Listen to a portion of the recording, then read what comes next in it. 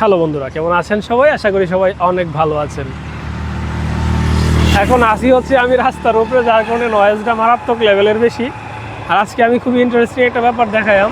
আজকে আমি আপনাদেরকে খুব ইন্টারেস্টিং একটা জিনিস দেখাবো। আমরা বাদুর তো সবাই চিনি নাকি? বাদুর, কালো বাদুর কিংবা অন্যান্য যেই বাদুরের জাত আছে আর কি। বাদুর মানুষের সম্পূর্ণ বিপরীত, মানে এরা দিনে দেখতে পায় না, রাতে দেখতে পায়। তো এরা দিনের বেলায় কি করে? দিনের বেলায় এরা গাছের মধ্যে ঝুলে ঝুলে ঘুমায়। তো আমরা আজকে এমন একটা জায়গাতে আছি যেখানে হচ্ছে একটা গাছের মধ্যে অনেকগুলো বাদুর আছে বা ঘুমাইতেছে আর কি। এখন এই মুহূর্তে আমি একটা গাছ আপনাদের দেখাবো কিংবা গাছের সন্ধান দিব, যে গাছটার মধ্যে অনেকগুলো বাদুর আছে। এখানে প্রত্যেক দিন প্রায় আনুমানিক হিসাব তো করা সম্ভব না, তবে অনেকগুলো মানে বাদুর এখানে সারাদিন কাটায় বা দিনের বেলায় ঘুমায়। রাতে এখান থেকে আস্তে আস্তে তারা তাদের জীবিকা অন্বেষণ কিংবা খাবার অন্বেষণের জন্য এখান থেকে যায়।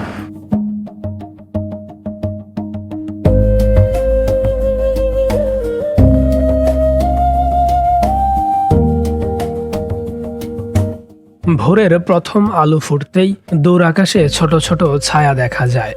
ধীরে ধীরে তারা ফিরে আসে নিজেদের ঠিকানায়। একটা দুইটা নয়, পুরো দল বেঁধে। তারপর গাছের ডালগুলো যেন কালো হয়ে যায় তাদের উপস্থিতিতে। এই গাছগুলো শুধু কাঠ আর পাতার সমষ্টি নয়, এগুলো এখন এক বিশাল জীবন্ত আশ্রয়স্থল। প্রতিটি ডাল যেন একটি ছোট্ট ঘর, যেখানে ঝুলে থাকে শত শত প্রাণ। রাত নামলে পুরো দৃশ্য বদলে যায়। দিনের নীরবতা ভেঙে শুরু হয় ডানার গল্প। একসাথে উড়াল দিলে আকাশটা যেন কাঁপতে থাকে। এজন্য রাতের আকাশে এক নীরব উৎসব। অনেকেই ভাবে বাদুর মানেই ভয়ঙ্কর কিছু, কিন্তু বাস্তবে এরা খুবই শান্ত স্বভাবের একটি প্রাণী। মানুষকে আক্রমণ করা এদের স্বভাব নয়, বরং মানুষই তাদের বেশি ক্ষতি করে থাকে। বাদুর আসলে এক ধরনের স্তন্যপায়ী প্রাণী। অনেকে পাখি ভাবে, কিন্তু এরা আসলে পাখি নয়।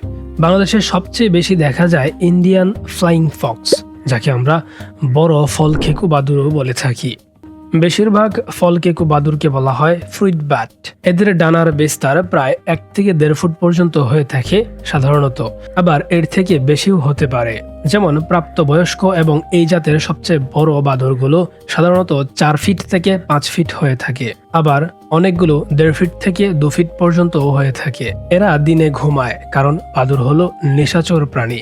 রাত হলেই শুরু হয় তাদের আসল জীবন। দেখুন কিভাবে তারা উল্টো হয়ে ঝুলে থাকে। এই ভঙ্গিটাই তাদের অস্বাভাবিক বিশ্রামের পদ্ধতি। কখনো একজন ডানা ঝাপটালে পুরো গাছ নড়তে শুরু করে, কখনো ছোট ছোট বাদুর মায়ের পাশে লুকিয়ে থাকে। এই দৃশ্যটা একই সাথে রহস্যময়, আবার আশ্চর্য রকম সুন্দরও বটে। ড্রোন ক্যামেরা কাছে নিতেই বাদুরগুলো বেশ নাড়াচাড়া দিয়ে ওঠে এবং হয়তোবা তারা বেশ ভয়ও পেয়েছে। আমিও ভয় পাচ্ছিলাম, এরা তো দিনের বেলায় দেখে না।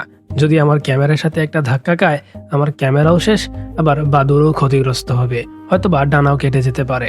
ভিডিওতে এখন যে জায়গাটি দেখতে পাচ্ছেন, এটি ফচিকা বাজার থেকে নেত্রকোনা যাওয়ার পথে রাস্তার পূর্ব পাশে এই জায়গাটি। প্রতিদিন এই গাছগুলোতে এক অদ্ভুত দৃশ্য দেখা যায়। দূর থেকে দেখলে মনে হবে গাছে যেন কালো ফল ঝুলে আছে, কিন্তু কাছে গেলে বোঝা যায় এগুলো ফল না, শত শত বাদুর। হ্যাঁ বন্ধুরা, আপনারা ঠিকই শুনেছেন। সারাদিন ধরে তারা উল্টো হয়ে ঝুলে থাকে এই গাছগুলোর ডালে ডালে। এই গাছগুলোই এখন যেন বাদুরের স্থায়ী ঠিকানা।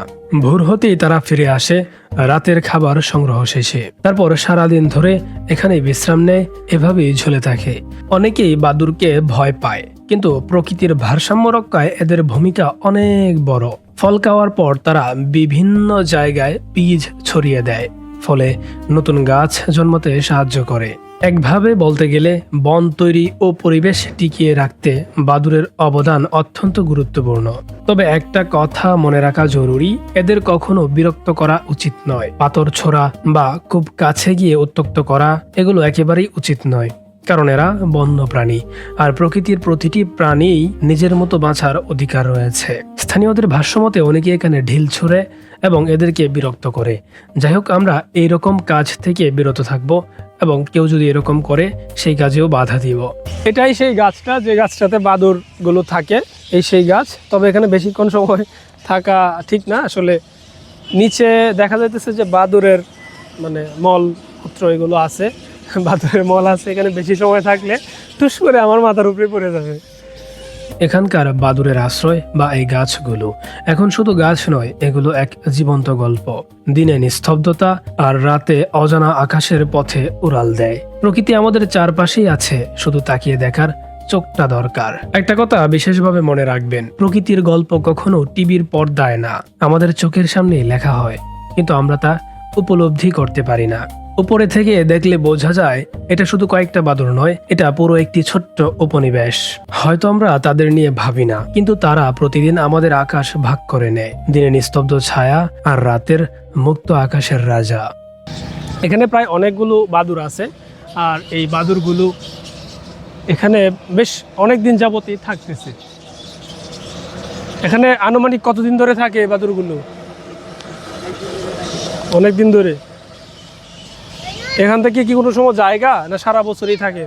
সারা বছরই থাকে। যাই হোক, বাদুড়গুলো এখানে থাকে, আর আমরা পাখিদের যে বাসস্থান সেটা ধ্বংস করব না। পাখিদের বাসস্থান নিশ্চিত করা একজন সচেতন নাগরিক হিসাবে আমাদের দায়িত্ব। যাই হোক, আজ এ পর্যন্তই। ডকুমেন্টারি, নেচার এবং তথ্যবহুল সবকিছু একসাথে পেতে অবশ্যই চোখ রাখুন মিক্স ভিউতে। সবাই ভালো থাকবেন, সুস্থ থাকবেন। Take care. আল্লাহ হাফেজ।